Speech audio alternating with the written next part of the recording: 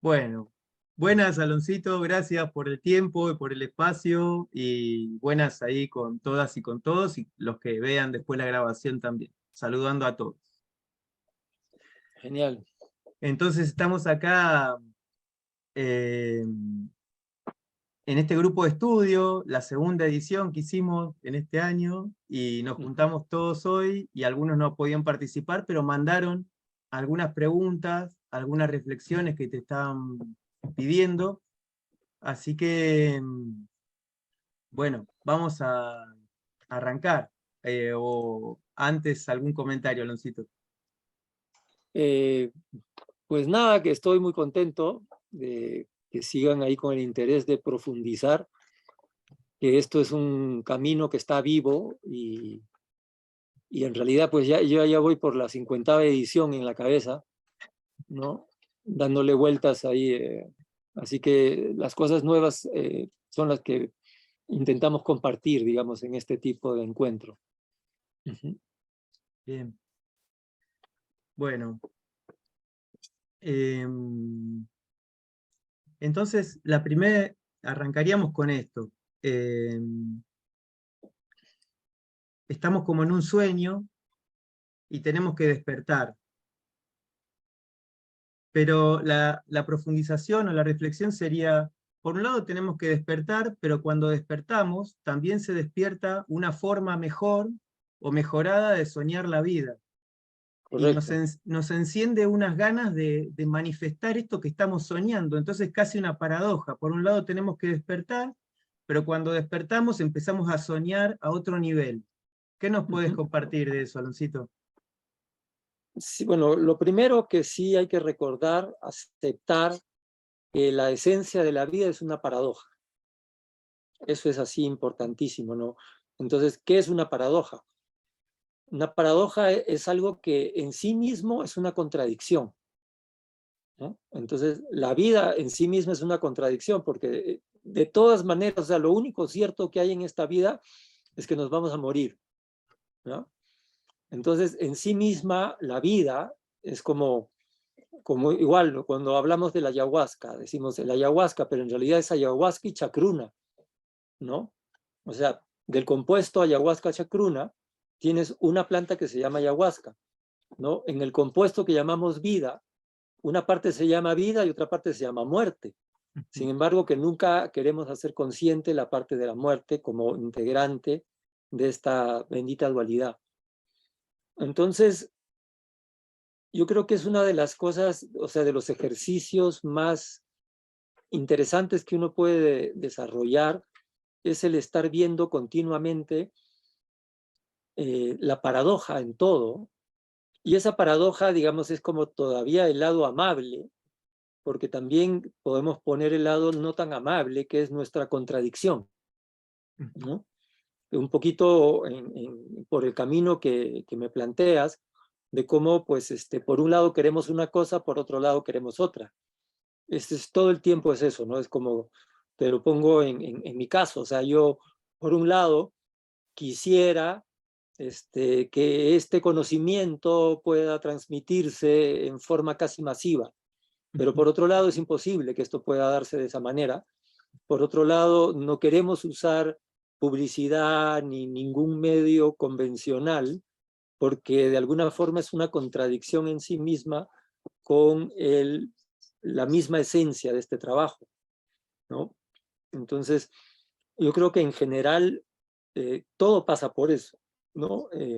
Justo en la entrevista que me hacían ayer y me hacía una preguntita, por ejemplo, sobre el tema de la energía masculina, y es justamente uno de los temas más importantes, o sea, cómo, ¿no? El hombre se da cuenta que realmente ya está sobrepasando su frontera.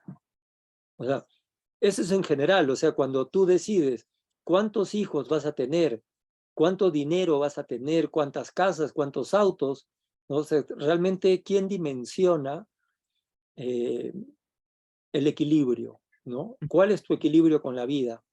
Entonces, eso es algo como muy, muy personal que cada uno tiene que sentir cuál es realmente el equilibrio y hasta dónde crecer, ¿no? Evidentemente usando los medios más convenientes. Ujú. Y con respecto a esto que nos comentás de tu ganas, tu querer, de que esta información se vuelva masiva, paradójicamente hay información que viene viajando de hace 2000 años y la hemos escuchado, leído o visto como de muchas maneras. Sin embargo, en el momento en el que lo estamos viendo no estamos entendiendo lo que están diciendo, ¿no? Como ama a tu prójimo como a ti mismo. Sí, Hace 2000 exacto, años que esa información es masiva, pero así igualmente es, no cae la ficha. exacto, ya. Yo creo que entonces el conocimiento que nos viene a salvar es justamente el conocimiento de por qué no cae la ficha. Yo en eso estoy totalmente de acuerdo, o sea, no hay nada que ya no se haya dicho. Todo está, o sea, toda más verdad de la que puedes encontrar en el Evangelio, o sea, no hay. Ya está, o sea, así tan simple. Más verdad que la que hay en esa frase, no hay. O sea, si amas a tu prójimo como tú, o sea, quema el libro de los 4 altares. O sea, simplemente, o sea, no necesitas. El detalle, ¿no? Está en que todavía el conocimiento del ser, ¿no? Del ser humano, incluido su mente, es algo que todavía no está. Entonces, lo que no tenemos es el cómo, ¿ya? O sea, tenemos el mensaje, ama a tu prójimo como a ti mismo, pero no sabemos cómo. ¿Por qué? Porque dentro llevamos una contradicción tremenda. O sea, ni siquiera me amo a mí mismo, ¿no? Porque tendríamos que redefinir nuestro concepto interno de lo que es el amor. Ni siquiera, yo creo que más bien hay que asumir que todavía estamos sujetos a tendencias eh, muy primitivas, muy irracionales, que van contra la propia evolución, Ujú, ¿ya? Es simple, por ejemplo, cada vez que comemos algo inadecuado, cada vez que abusamos de la azúcar, de la grasa, ¿no? Sabemos que nos hace mal, pero igualito lo consumimos. ujú. Entonces, evidentemente, lo que hay que reconocer es eso, o sea, no por el hecho de sentirme o castigarme o decirme cosas feas, ¿no? Sino que entender que dentro de mí todavía hay una parte muy grande de irracionalidad que no acepta el camino evolutivo. Y en cada persona, dependiendo qué porcentaje ocupa, es que uno puede realmente ver qué tan rápido puede caminar. O sea, hay personas que realmente pueden intuitivamente descartar no todas las propuestas que te hace el intelecto irracional y que te dice, pues, no hagas ejercicio, come mal, todas las cosas negativas y que mucha gente hace, ¿no? Entonces, hay otras personas que al contrario, inmediatamente se suman a una propuesta positiva y rápido enganchan, ¿no? Con toda una serie de hábitos que te van a ayudar, digamos, a mejorar tu calidad de vida. Pero el punto es, para mí, el comienzo de esto es ser autoconsciente de tu irracionalidad, ¿no? Entonces, cada vez que cometes un acto irracional, no es culparte, condenarte, reprimirte, insultarte, sino decir, ya me vi, ¿no? Acto irracional número 3.5, ¿no? Y en algún momento, pues cada vez vas a tener como mayor distancia, mayor aversión a este tipo de conducta irracional, ¿no?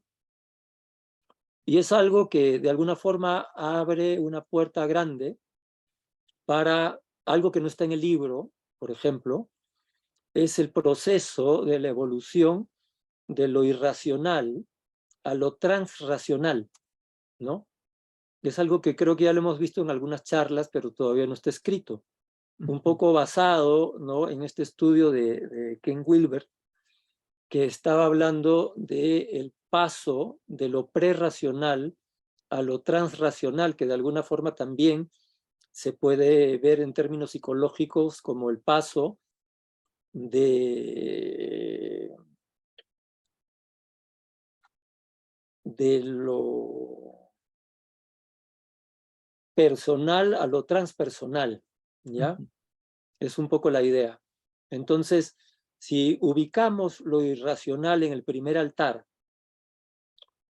lo prerracional en el segundo altar y lo racional en el tercer altar, que sería su lugar, en el lugar del intelecto, entonces encontramos que en el altar del aire está lo transracional, y justamente eso es lo que nos ayuda a entender la tremenda confusión de todos los fenómenos y los procesos místicos que se dan a nivel prerracional por la identidad que tienen con el cuarto altar. Entonces, mucha gente que está en el segundo altar y que tiene, digamos, un momento místico y que de pronto se cree que se ilumina, o sea, quizá no está mintiendo, quizá no tiene mala intención, quizá en ese momento empezó a funcionar como un corazón, pero eso le duró 5 minutos, ¿no? Porque luego o retrocedes a lo irracional o avanzas a lo racional, pero no has podido lograr realmente el gran salto que es llegar a lo transracional. No sé si los mareé demasiado. Si lo podés bajar con un ejemplo, porque yo te lo escuché a este tema en una entrevista que te hicieron hace poco o que subieron hace poco, un muchacho me pareció interesantísimo y por ahí hay algún...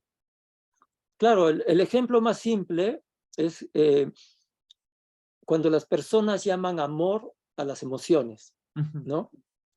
Sí, mi cariño, yo te amaré por toda la vida, ¿no? Ok.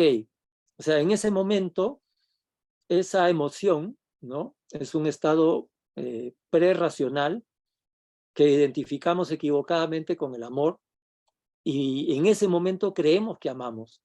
Es más, o sea, yo me atrevería a decir amamos, pero evidentemente ahí es donde surge la contradicción, porque no podemos amar condicionalmente o limitadamente en función del tiempo y la circunstancia, sino que eso que creemos que es amor, evidentemente no es amor, pero se confunde, ¿no?, con su vecino del frente, que está en el altar del aire, que sí es el verdadero amor y que sí es el estado transracional.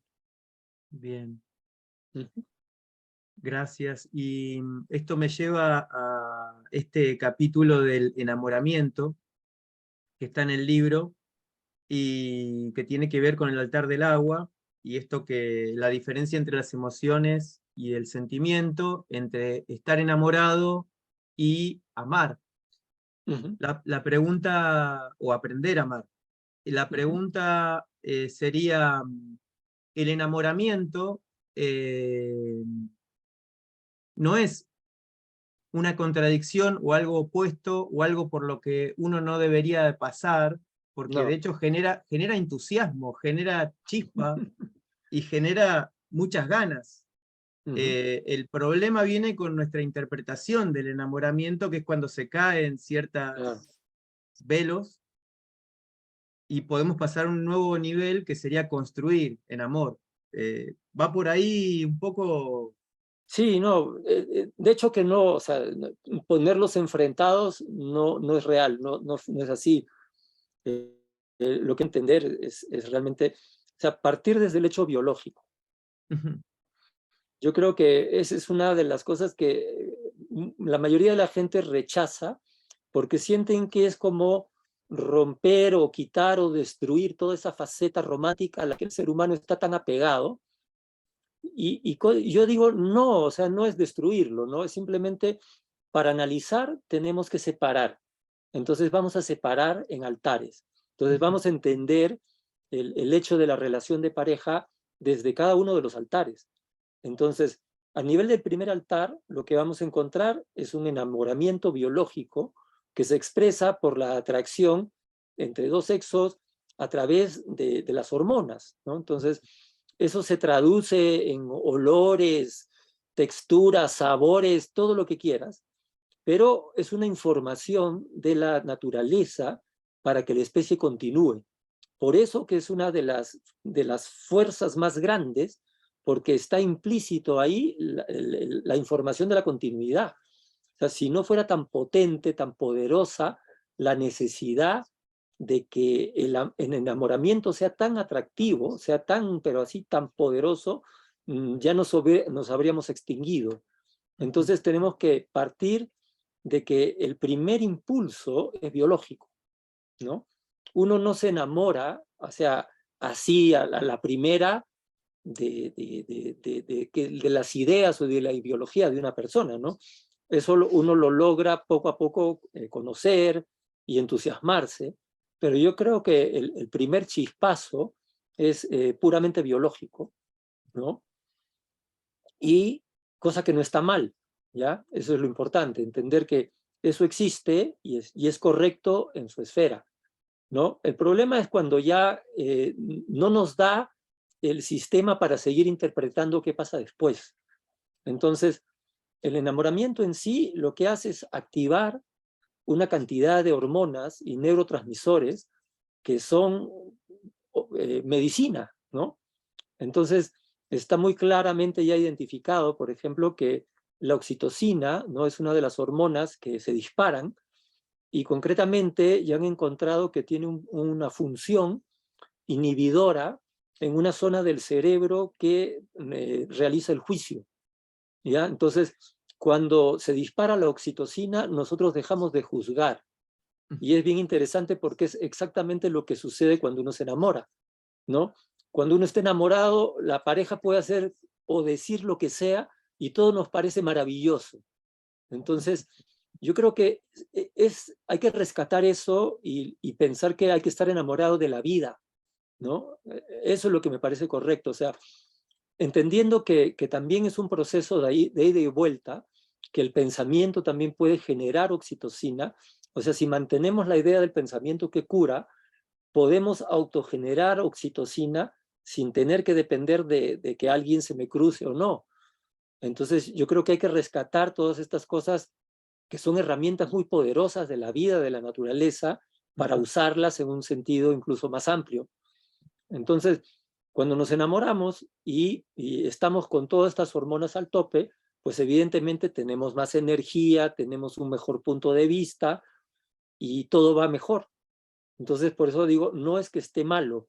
El tema es mucho más complejo, sino es cuando proyectamos todas nuestras expectativas incluso, o sea, todas las expectativas de sanar nuestras heridas hacia la otra persona, pensando que es la otra persona la que me tiene que dar la felicidad, ¿no? Me tiene que dar la felicidad que yo no puedo. Entonces yo soy un incompetente que no puedo darme felicidad y tengo que buscarlo en otra persona, ¿no? Evidentemente que eso pues no es lo mismo a nivel biológico, porque de todas maneras darme la autofelicidad biológicamente no es tan agradable, ¿no? Entonces sí creo que es importante la relación, pero evidentemente no transferir toda la responsabilidad de mi felicidad, ponerla en manos de otra persona, ¿no? Entonces ahí es donde creo que sí existe una gran diferencia para poder entender el hermoso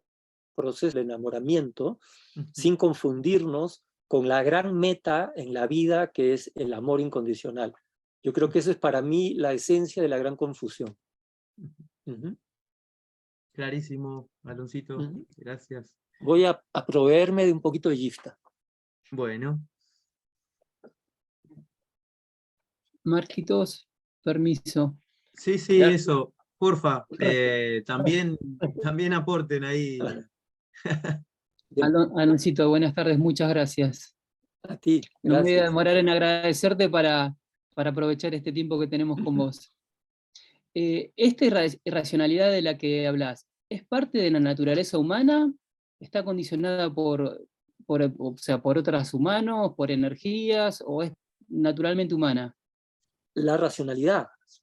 O sea, claro, esta irracionalidad La irracionalidad, ya. La irracionalidad. Yo creo que este viaje de la irracionalidad a la racionalidad es parte del proceso evolutivo, ¿ya? En el sentido de que la irracionalidad podemos, digamos, asociarla con la ignorancia. O sea, una persona que no sabe, no sabe en este tiempo, una persona que acaba de nacer y entra a un supermercado y cree que todo lo que hay ahí es comida, se alimenta de eso porque no sabe, ¿no? Una persona que sí sabe y lee la cantidad de ingredientes tóxicos, preservantes, químicos, colorantes, etcétera, etcétera, etcétera, y lee todo esto, dice, esto no es comida. Entonces, en parte somos irracionales porque todavía no hemos desarrollado conciencia. Entonces, este proceso de ir de lo irracional a lo racional es un proceso de conciencia.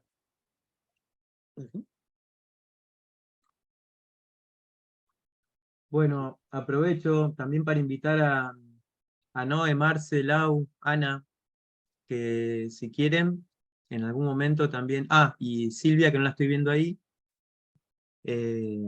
hacer alguna pregunta, abran el micrófono y compartan. Mientras, seguimos y acá hay el capítulo del tiempo. A todos nos ha despertado la curiosidad, sobre todo ese renglón que dice algo así como que no tienes tiempo para, o sea, o que el tiempo merece un capítulo más, otro libro, básicamente, más que un capítulo. Y, y entonces yo tengo como la intuición y también pienso que el tiempo está, pero lo quiero pasar por la zaranda acá, ¿no? En la pregunta, que el tiempo está en función de la conciencia y que cuando cambia mi conciencia, cambia el tiempo. Y que eso no termina ahí, sino que cuando cambia el tiempo, empieza a transformarse el espacio. Como si hubiese una plasticidad que está en función de la conciencia y un poco a veces lo veo, digo, yo me empecé a hacer unas preguntas, de repente la humanidad está viviendo una aceleración, soy yo, es la humanidad, es un conjunto, está cambiando la conciencia, que está cambiando este tiempo. Sí, definitivamente sí. O sea, yo creo que pronto ya va a haber un consenso, o por lo menos un grupo grande dentro de la humanidad, que oficialmente cambie su percepción del tiempo y su medición del tiempo. Hasta ahora, o sea, nadie se ha atrevido a cuestionar que el tiempo, la linealidad del tiempo, ¿no? Todos asumimos que un segundo del año 2022 es igual a un segundo del año cero. Yo digo que no es así, ¿no? Hay algo que evidentemente, o sea, intuitivamente te vienen bajando gotas como diciendo, hay algo que está cambiando. Y como dices, tiene que ver con la conciencia. Yo creo que justamente si entendemos la conciencia también dentro de su propio proceso evolutivo, ¿no? Y la asociamos como, digamos, lo que está abajo generalmente pues es lo denso o de vibración muy lenta, y lo que está arriba es lo sutil y lo de alta vibración. Entonces, es lógico pensar que al elevarse la conciencia, también se eleva la vibración y la percepción del tiempo tiene que cambiar. Ahora, eso es a nivel personal, ¿no? Evidentemente, o sea, un segundo, ¿no?, de amor es eterno, porque está realmente más allá del tiempo, ¿no? Entonces, pero el tema es de qué sirve hablar de algo teórico o conceptual. Entonces, ahí es donde me detengo antes de escribir ese libro que falta, ¿no? Porque digo, primero vamos a avanzar con todo lo anterior antes de seguir con cosas que están un poco complicadas, porque igual sucede, digamos, dentro del propio proceso de aprendizaje. Cuando, por ejemplo, al principio decíamos, ¿por qué? Si ya toda la información está dada, ¿no? ¿Cómo es posible que 2000 años después seguimos igual o peor? ¿No? Entonces, sí y no. O sea, está dada la información, pero no está dado el cómo. Y la parte del cómo es que, o sea, tu ser tiene un estado vibratorio, ¿ya? Que de alguna forma está expresada en un valor X por tu conciencia. Entonces, toda la información teórica, o sea, por decir, la verdad se expresa a través de pensamientos, y esos pensamientos son energía, y esa energía tiene una vibración. Entonces, tú no puedes meter un concepto o una verdad de alta vibración en el ser de una persona, de una conciencia con una vibración muy baja, porque simplemente es como derramar, ¿no?, 1000 litros de agua en una pita. O sea, no hay forma de retenerlo, no hay forma de contenerlo. Eso es simple. Entonces, ¿de qué nos sirve leer miles de libros si no podemos aplicar una frase? ¿No? O sea, lo que tenemos que cambiar no es nuestra erudición, sino la vibración de nuestra conciencia. ¿Mm? Por ahí vale.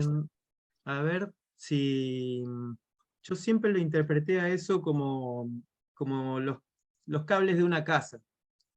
Si los cables están preparados para recibir 220 volts y yo le quiero enviar 10.000 volts de luz, los cables no pueden hacer nada con tanta luz o con tanta verdad. Por eso siempre interpreté que es mi cuerpo físico, mi cuerpo emocional y este intelecto lo que yo tengo que ir trabajando para Preparando, poder, claro, preparando para poder digerir. recibir. Exacto. De alguna forma sí, pero más lo veo en forma espacial, ¿no? O sea, como convertirse en el contenedor de esa información, ¿no?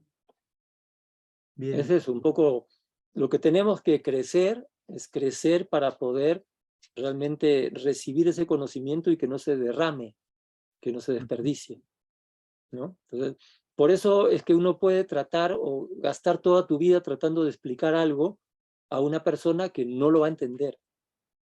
Y es algo que uno tiene que aceptarlo y entenderlo, ¿no? Porque ahí lo ves, o sea, después de 2000 años, o sea, no podemos entender algo y no son muchas palabras, ¿no? Bueno, a mí me gustaría entender un poco más. Hay una expresión en el norte que es caminar en belleza. Y hay una canción hermosísima por ahí también, Camino en Belleza, ¿no? ¿Qué es caminar en belleza, Aloncito? Yo creo que al entender, digamos, los 4 altares en forma descendente, ¿no? Del cuarto al tercero, al segundo, al primero, estamos tratando de verlo como el mundo de la forma, ¿ya? O sea, ahorita todo lo que puedes ver a tu alrededor es el mundo de la forma y se puede entender y clasificar, ¿no? Como formas materiales, formas emocionales y formas de pensamiento o ideológicas, ¿no? Y luego, pues el amor que de alguna forma no tiene forma, pero sí se expresa como formas, ¿no? O sea, usa todas las formas posibles para manifestarse. Y en este orden descendente, ¿no?, encontramos el mundo de las formas, pero dentro de las formas también encontramos formas materiales que son horribles, ¿no?, o caóticas, y formas materiales que son bellísimas, ¿ya? Igualito en las emociones encontramos formas emocionales que son horribles y formas emocionales que son hermosas. Y en los pensamientos tenemos pensamientos con formas que son horribles y otros pensamientos con formas hermosas. Entonces, en general, a mí me parece que el camino de la belleza es rodearse de formas materiales hermosas, rodearse o expresar o manifestar formas emocionales hermosas. O sea que la belleza es realmente el norte hacia donde queremos dirigir la vida. Bien, y esto, una cosa lleva a la otra. ¿Qué nos podés compartir con respecto a lo que es tu relación con la creatividad, con el arte, con este intento de... son muchas inspiraciones, ¿no? Libros, canciones, encuentros, la película, muchas formas de intentar, por muchos canales distintos, traer belleza. Belleza Ujú, en todas las formas posibles. ujú. ¿Cómo lo vivís vos a esto, a esta musa inspiradora? ¿Te despertás a cualquier hora? ¿Hay una sadhana, una disciplina? Me interesa eso, Aloncito. No, la verdad que no. O sea, es totalmente aleatorio, irregular, impredecible, no calculable. Es simplemente así. O sea, me vienen ideas y luego las ideas se transforman. Algunas se pueden realizar, otras no se pueden realizar. En fin, o sea, tengo 4 películas en la cabeza. No sé si voy a volver a hacer otra, ¿no? Así, hace 2 años que no hago una canción. No me interesa salir a buscarlas. Dejo que fluya, la verdad, no hay una regla. Bueno, y hablando de las canciones, hace un par de entrevistas que vengo escuchando que te hacen, y también está la canción Paradox, que cuenta que se puede elegir entre amarillo o negro. Quería, y que la humanidad estaría como pasando o haciendo el intento de pasar al altar del fuego, ¿no? Ujú. Todavía no estamos hablando de pasar al altar del aire, es No, no, no, estamos así, lejísimos. exacto. Quería, si podemos profundizar en ese pasaje que es de al altar del fuego, ¿no? Ujú. Ya, previo a eso, yo creo que es bien importante volver todo esto un poco más flexible, Ujú, ¿ya? En el sentido de que una de las trampas de la mente es querer fijar todos estos conceptos y el ejemplo es, ya, yo estoy en tal altar, ¿ya? Y es incorrecto. Yo estoy en los 4 altares ujú, simultáneamente, porque eso es la esencia misma del tetramorfo. O sea, cuando, bueno, hace 5000 años que por lo menos empieza el registro de este concepto a través de la esfinge y se empieza a hablar del tetramorfo, no quiere decir que uno empieza la mañana y es cuerpo y luego se vuelve emoción y luego sube al intelecto y finalmente se ilumina y llega al amor, sino que en el mismo segundo la conciencia puede ser consciente de estas 4 manifestaciones a la vez, ujú, ¿no? Entonces, yo creo que tendemos mucho a tratar de querer ubicarnos y decir, estoy en este altar, ¿no? Yo creo, para empezar, creo que es un error. O sea, yo mismo, durante un día de 24 horas, he transitado 10.000 veces por todos los altares. O sea, quiero decir con preponderancia.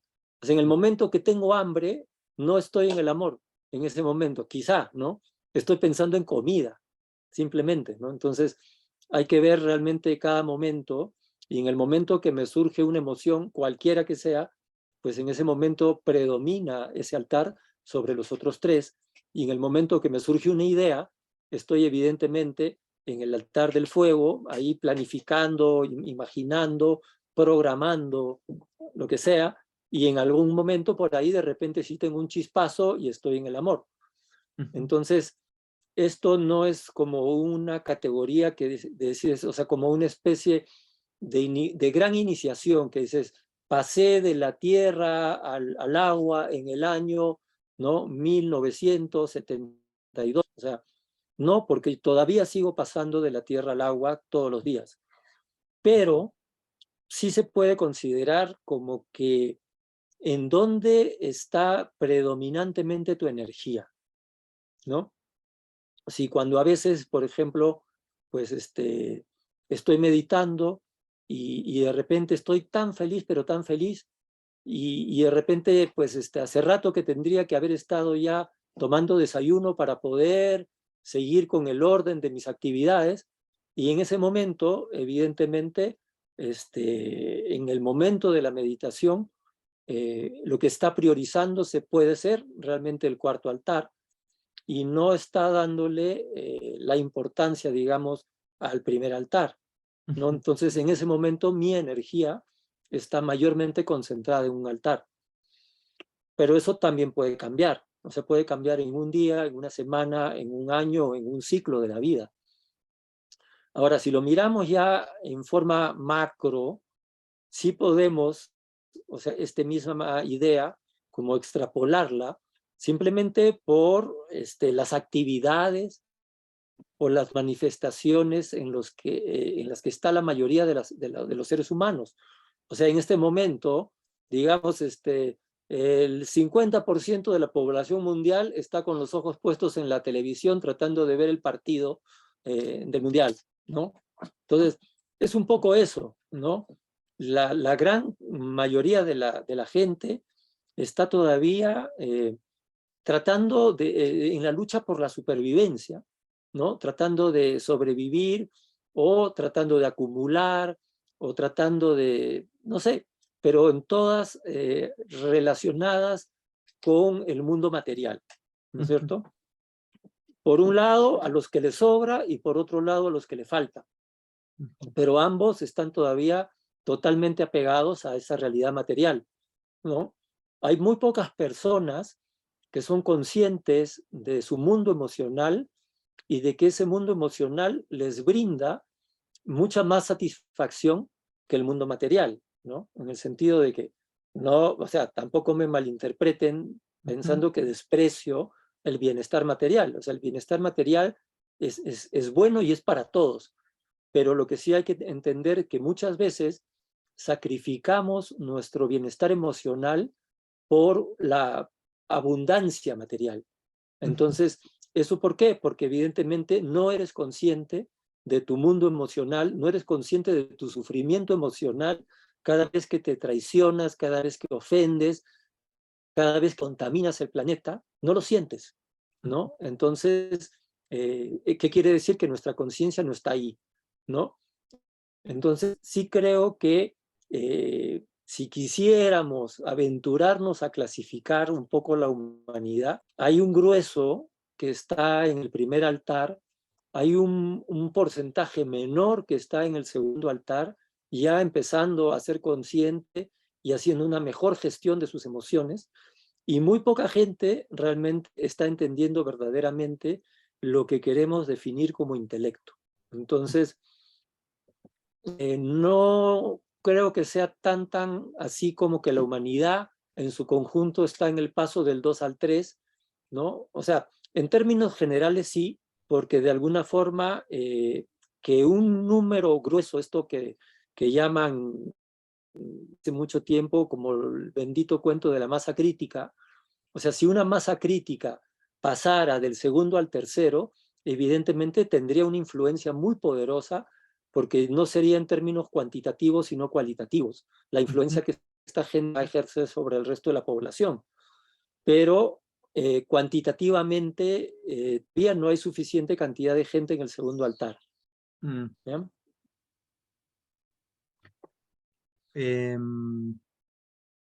A ver si lo interpreté esto último que dijiste, sería algo así como las dos colas, la cantidad y la calidad acercándose. No, no es por ahí. No es por ahí, ok. No, no sé.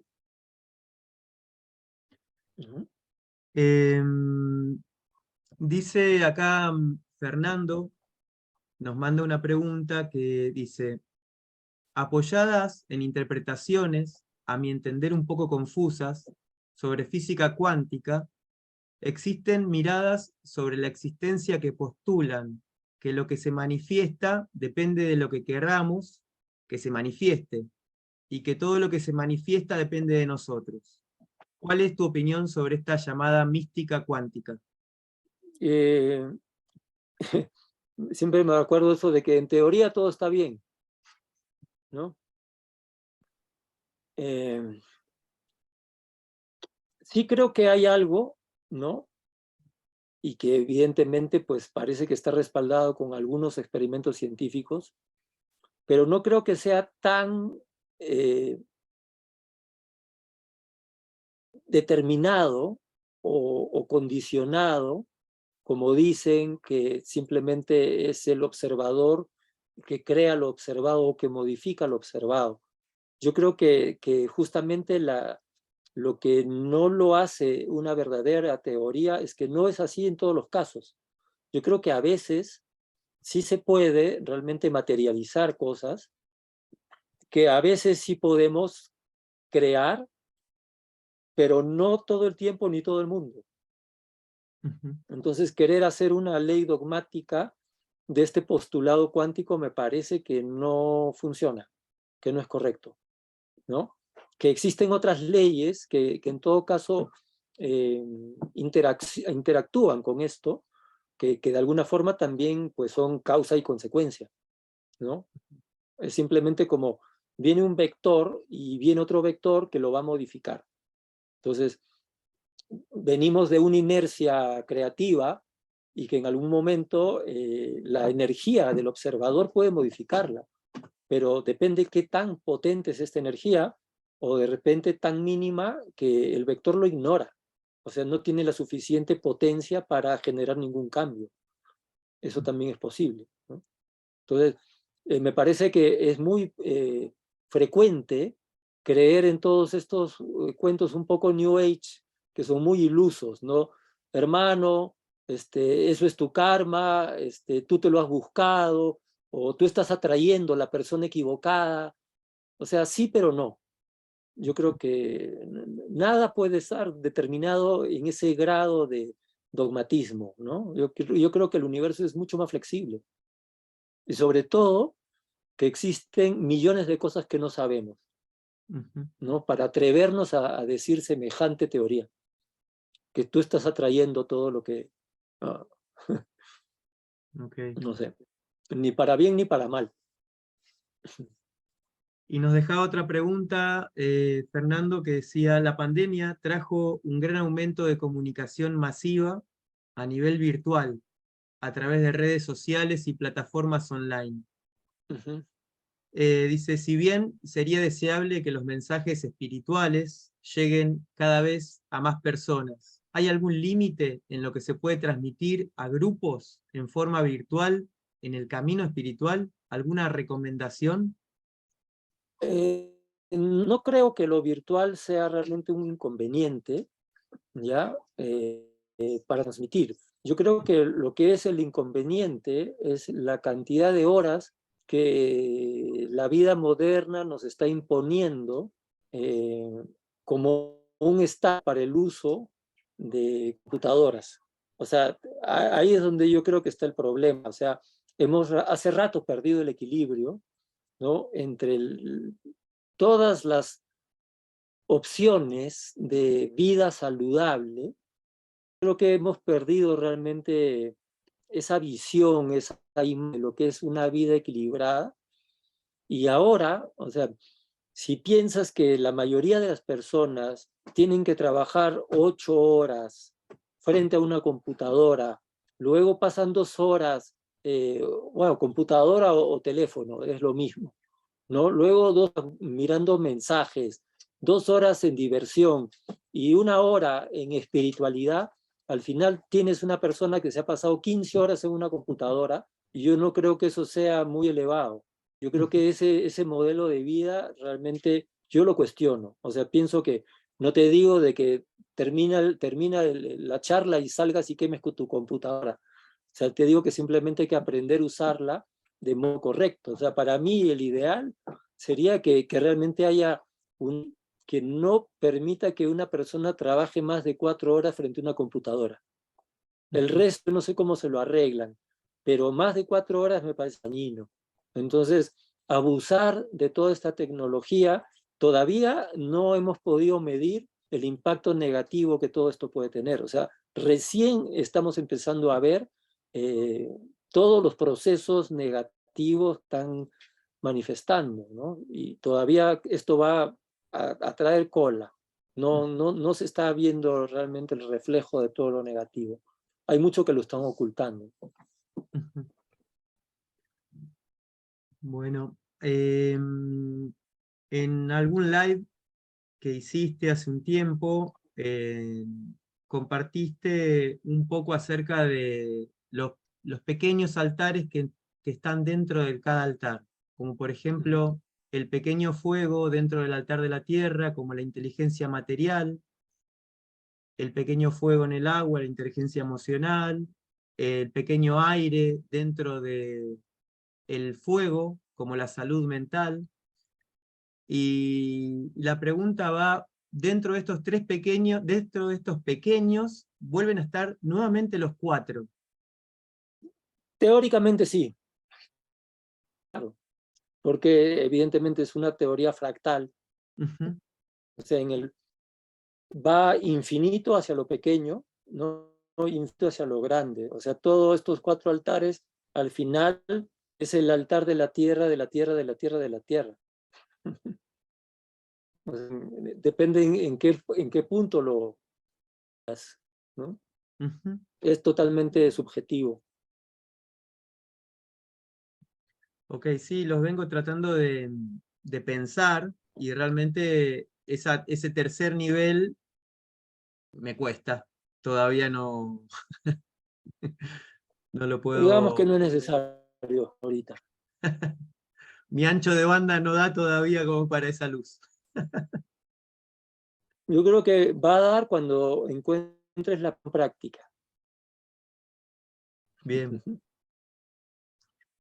Otro tema sería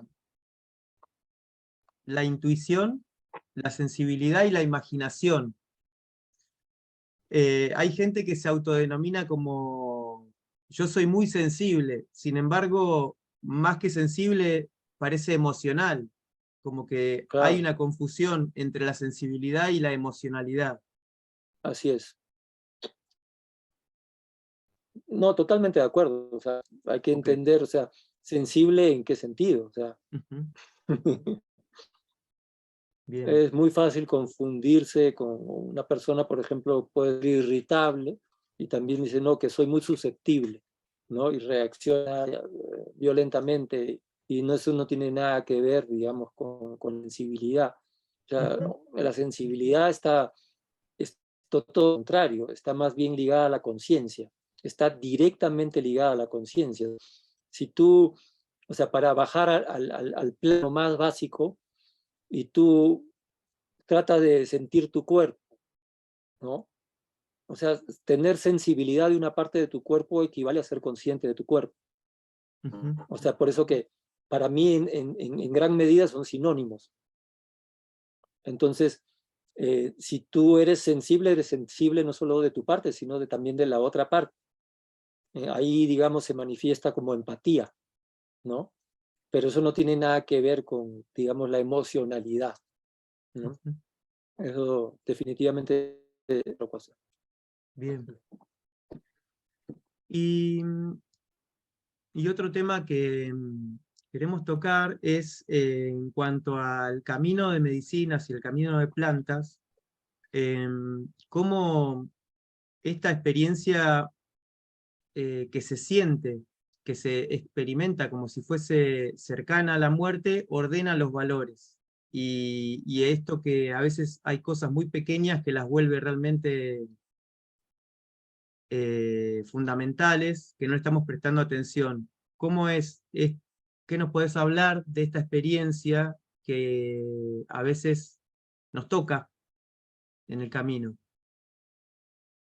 Que en general, digamos, lo he dicho desde el principio, para mí, ¿no? Una de los principales regalos que trae la medicina, o sea, trae muchos, ¿no? Pero uno de los principales es el de llevarte a un estado tan cercano a la muerte que prácticamente equivale Ujú.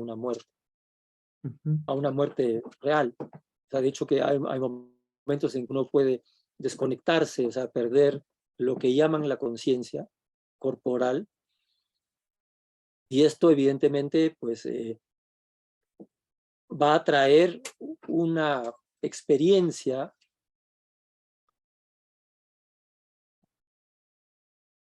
casi intransmisible de lo que significa recuperar la vida, ¿ya?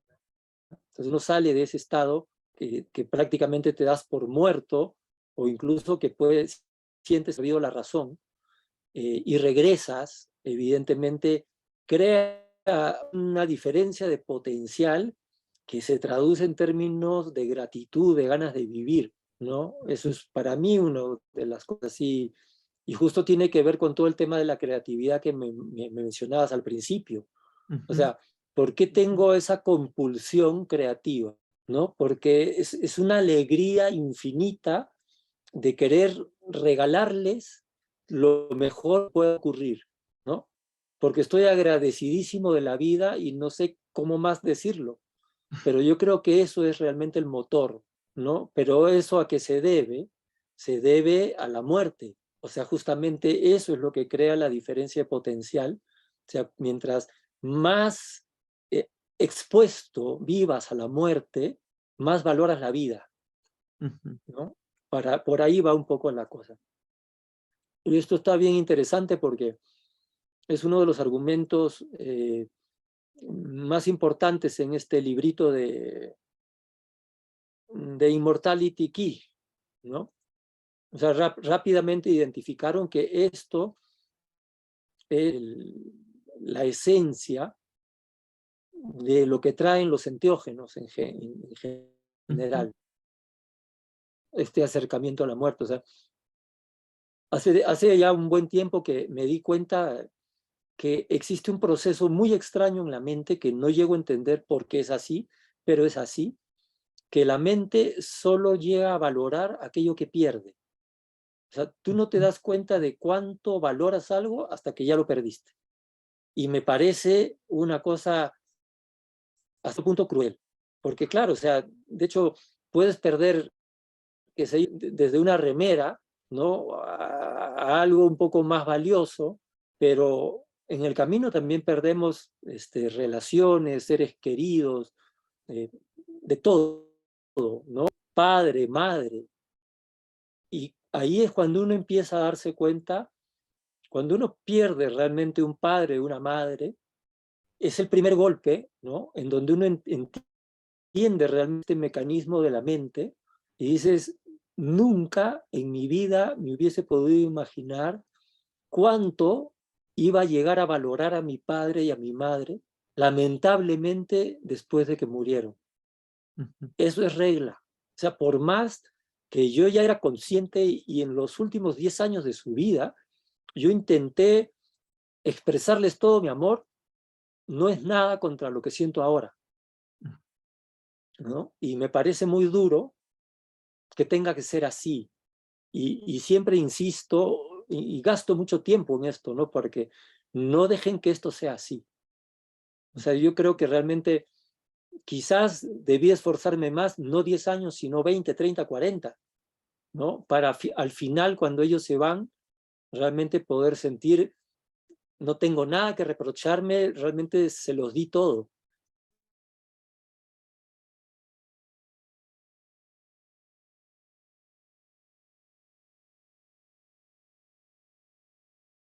Ahí se congeló la imagen. No sé ustedes si están escuchando o soy yo desde acá. No, no, se perdió No, no Marcos, sé, no sé. pensé que era Ahí yo. está, ahí volvió, ahí está de vuelta. Sí, Es que era tan fuerte lo que estaba diciendo que quedó en el tiempo congelado. Sí, Hermoso. bellísimo, Aloncito, muchas gracias. No me quiero quedar con las ganas de preguntarte. Tengo varias preguntas más escritas, pero ¿estás trabajando en otros libros? no. Sí, había empezado uno hace un par de años, pero como dices, ya todo está dicho hace 2000 años. O sea, lo que estoy intentando ahora es encontrar el cómo. Y sobre ese cómo yo dije, esto lo voy a tener que escuchar otra vez para poder reflexionar. Sobre ese cómo, antes de... ¿Qué más podemos decir? ¿Nos puedes compartir? Que el cómo está totalmente relacionado con tu ser. O sea, por eso nosotros creemos como que hay dos cosas, ¿no? Uno es el saber, ¿no? Y de alguna forma como que nos identificamos con nuestro saber. Yo creo que es parte de nuestra identidad, parte de nuestro ego, ¿no? Cuántos libros hemos leído, cuántas charlas hemos participado, cuántos talleres, todo eso va en la bolsa del saber, ¿no? Ujú. Y en la bolsa del ser viene cuando todo ese conocimiento lo puedes aplicar, ¿no? Eso es lo que va cambiando, o sea, cada vez que tú aplicas el conocimiento, ya usas el saber y se convierte en ser, entonces el ser crece. Pero hay gente que sabe mucho, pero no aplica nada. Claro. Entonces no sirve de nada. El ser continúa pequeñito, subdesarrollado y cargando una tremenda mochila llena de libros, ¿no? Al contrario, o sea, la vida se hace todavía más pesada. Ujú. Yo creo que hay que quedarse con pocos libros y más bien crecer en el ser, en la capacidad. Lo poco que sé lo voy a aplicar. Ujú. Bueno, ¿cómo andan por Dos, ahí? puedo, no sé, Lau que estaba hace rato levantando la mano. Yo quería, a ver, porque tocaron el tema de los dogmas y entonces yo en realidad siempre me preguntaba si, con respecto a ellos, ¿no? Y el tema del cumplir, a diferencia del comprender, si en el cumplir en realidad uno pregunto, ¿no? Si uno está entregando esa capacidad de asimilación a un tercero o a un intermediario, ¿no? Que me baja una verdad y yo la veo como, qué maravillosa esta verdad, pero no me la cuestiono. O sea, eso también tiene que ver con poder incorporarlo y bajarlo a tierra, como quien dice, y poder incorporarlo a la práctica del día a día, porque si no queda como un dogma. Total, sí, ¿Va por ahí? va por ahí, sí. Ok. Entonces, en general es como que si lo pusiéramos en términos de alimento, ¿no? Es un alimento que tú estás preparado para digerirlo, o sea, Exacto. va a entrar y va a salir. Exacto. Ujú. Perfecto. Muchas gracias. Rodri. Marquitos, yo, bueno, justo que trajo Juancito el tema de la madre y el padre, mi pregunta iba como eh, para bajarlo a la cotidianidad, a la realidad. ¿Qué hacemos o qué centro nos puede tirar en el sentido de que qué pasa cuando a veces los vínculos entre padres, madres, familia, hay muchos desencuentros, desentendimiento, y a veces puede suceder esto, si bien lo mayor comprende lo menor, es como que situaciones donde uno ve que va contra una pared o hostil, agresivo, no en física, sino de que ves que el otro está en otro canal totalmente distinto y no va a entender lo que te está pasando, lo que querés, a dónde querés llegar, por más que uno vaya bien, de golpe un frontón, ¿no? Entonces, ¿cuál sería como algún centro como para seguir probando? Sí, en general yo creo que es justamente esto es parte del cómo.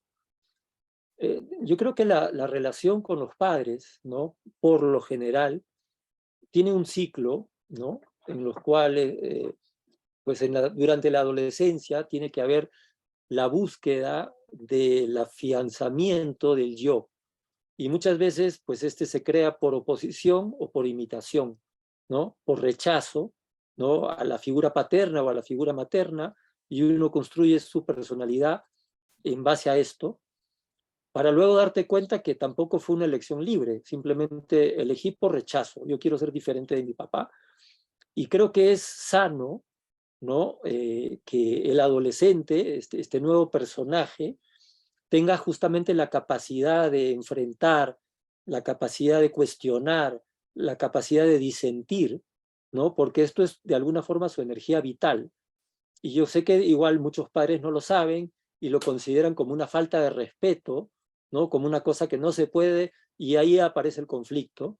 Y lamentablemente ese conflicto permanece por 20, 30, 40, 50 años, ¿no? Entonces, algo que al principio es normal y natural, yo creo que en algún momento, cuando el hijo tiene la suficiente madurez y los papeles se invierten, ¿no? Donde el que comprende ya no es el papá, sino el que comprende es el hijo.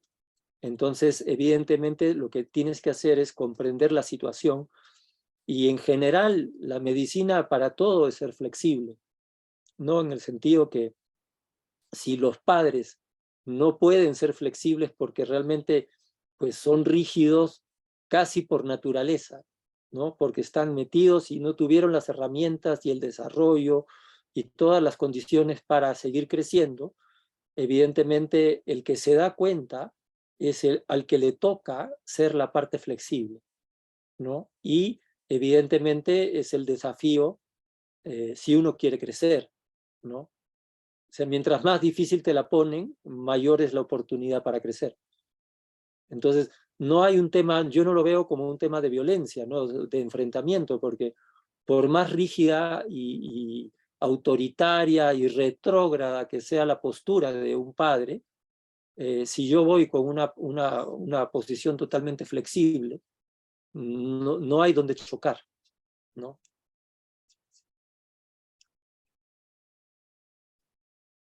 Bien. Bueno, Vale, que te uniste un poquito después también, bienvenida. No sé si querés compartir algo. Si no, yo tengo una pregunta que es una pregunta paradójica. Que, ¿Puedo? sí, No sé si ya lo habían hablado, pero me gustaría tu opinión, Alonso, acerca de cómo manejar el equilibrio entre el servicio y a los demás, y el servicio a uno, ¿no? Si tuviera de más uno, ¿no? Hasta que logremos estar en una conciencia permanente de estar unidos con los demás, cómo poder sostener ese equilibrio en salud. ¿se escuchó, Aloncito? No, Vale pregunta, ¿cómo se puede llevar un equilibrio o una armonía entre el servicio a los demás y el servicio a uno mismo? el servicio a uno mismo es un servicio a los demás, y el servicio a los demás es un servicio a uno mismo. Al final lo vas a entender. Silvia, Uno sí, cree que está haciendo algo por los demás, o sea, es como ahorita. Uno que se imagina que yo estoy haciendo algo por ustedes y es al revés. Yo estoy haciendo algo por mí, ¿no? Mientras más mejoro mi entorno, más mejoro mi interior. Mientras más mejoro mi interior, más mejoro mi entorno. ujú. Silvia, Sí, Alonso, parece como siguiendo esto que te consulta Vale, a mí también me suena muy difícil o me resulta muy difícil ser congruente la palabra mía para con los otros y esa misma palabra para conmigo. Es como que conmigo no puedo aplicar lo que la teoría y lo que se aprendió y lo que fui caminando me enseñó, y parece como que pudiera transmitir y dar un servicio de acompañar o de escuchar o de entender al otro. Y cuando me toca a mí, el amor para mí, pierdo todos los valores esos y ¿Ya? soy... Entonces, en tu caso particular, olvídate de los demás. La caridad empieza por casa. O sea, uno tiene que empezar a tratarse a sí mismo, o sea, tienes que cambiar totalmente porque eso va a cambiar todo tu circuito neuronal. Una persona que no se trata bien, una persona que se maltrata, no tiene mucho camino por delante. Justamente la historia empieza cuando uno empieza a tratarse mejor. Así que olvídate, eso más bien me parece que es una pantalla que todos los seres humanos hacemos, como tratar de mejorar mi imagen pública, que la gente me admire, que me quieran por la cantidad de servicio que ofrezco. Es una trampa del ego. No, creo que hay que tener mucho cuidado. O sea, más bien trata de donde nadie te puede ver, que es en cómo te tratas a ti misma. Yo creo que ahí está realmente el valor, ¿no? Donde nadie te puede juzgar por qué lindo te tratas a ti misma, ¿no? Eso solo es de ti para ti, y eso es lo real, porque lo de afuera está condicionado por la imagen que nosotros queremos mantener en la sociedad. Eso no vale, o sea, no sirve. Gracias. Lau, Igual, esto tiene una relación con una pregunta anterior, cuando hablaban, por ejemplo, de esto de los dogmas, ¿no? En el segundo altar todavía está muy presente, es como decimos, ¿no? Está también relacionado a la edad de la adolescencia. Entonces, tanto en la niñez como en la adolescencia, nosotros necesitamos un premio y un castigo para hacer las cosas bien, ¿ya? Esto es una de las cosas que me parece más negativas en la vida, porque justamente nos enredamos, ¿no? Creyendo que a través de nuestro hacer, ¿no? Vamos a evolucionar.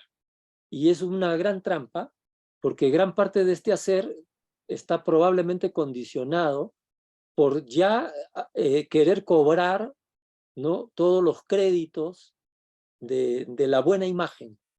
Entonces, ese premio de que yo estoy haciendo las cosas para que la gente me admire, no sirve. Yo creo que realmente, y eso de alguna forma es lo que te ofrecen todas las religiones, que te ofrecen un cielo, un infierno o una mejor reencarnación.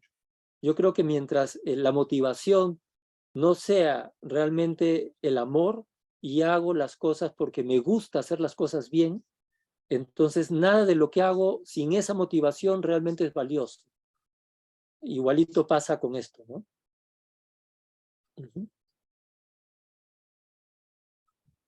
Buenísimo. Lau, ¿estás ahí con ganas de compartir algo? Ah, bueno. No, porque tenía que ver con eso, con esto del cumplir, lo que Bien. hablábamos antes. Sí. Bueno, Aloncito, no es una última pregunta, sino abrirte para lo que sientas compartirnos y seguir caminando, intentando caminar. Pues nada, que hay que entender que esto es un proceso en el que cada día, cada mes, cada año, se va acrecentando el querer, ¿no? O sea, ¿qué tanto queremos llegar a la meta? Entonces, al principio es una motivación leve, ¿no? Simplemente una intuición de que sabemos que por ahí hay algo que queremos, ¿no? Queremos evolucionar, queremos llegar al amor, al espíritu y qué sé yo. Y en el camino nos vamos aclarando, pero la intensidad de cuánto queremos eso es lo que realmente va a determinar qué tan pronto lo vamos a obtener, ¿no?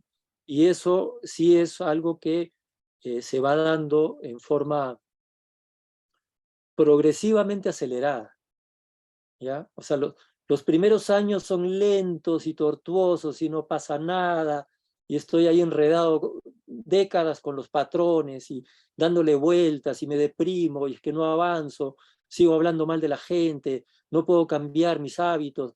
Eso es como la prehistoria, casi infinita, ¿no? En la medida que uno sigue y sigue, porque ahí sí hay un parteaguas, ¿no? Los que abandonan, los que se deprimen o los que continúan. Entonces, en la medida que continúas, pues ese querer se va haciendo más fuerte y más fuerte y más fuerte, hasta que finalmente se unifica en una sola energía y tienes toda la claridad de qué es lo que quieres. Así que yo creo que eso es con lo que los quiero dejar ahora, ¿no? Que realmente pues le recen al querer, ¿no? Para que pues el camino sea más ligero, ¿no? Y empiecen a gozar del beneficio. Si no, ¿cuál es el negocio? Imagínate, ¿no? Buenísimo. O sea, que te vas a iluminar a los 80 años, yo digo, puf, qué triste, ¿no? Hay que tratar de empujar la cosa para que sea cuanto antes posible, ¿no? Por lo menos ya estar un poco más cerquita, ¿no? Bueno, ya con eso los dejo. Muchísimas gracias, Aloncito. Muchas Pronto te gracias, recibimos por Alonso, te acá. A estamos todos, gracias esperando. Marcel, Gracias. gracias a todos. Gracias, gracias Gracias, Alonso. Sí. Muchas gracias. Bueno, pues ahí, hasta la próxima. Hasta la próxima. Hasta Pronto. prontito. Hasta la próxima. Hasta dentro de unos Chao. días. Hasta pronto. Gracias, hasta unos días. Bueno, nosotros nos podemos quedar acá compartiendo unos minutos más. Yo voy a parar la grabación, simplemente. Así que me despido de todos, de todas. Agradezco a los que pudieron estar en vivo, los que vean la grabación y agradezco. Realmente muy agradecido. Gracias.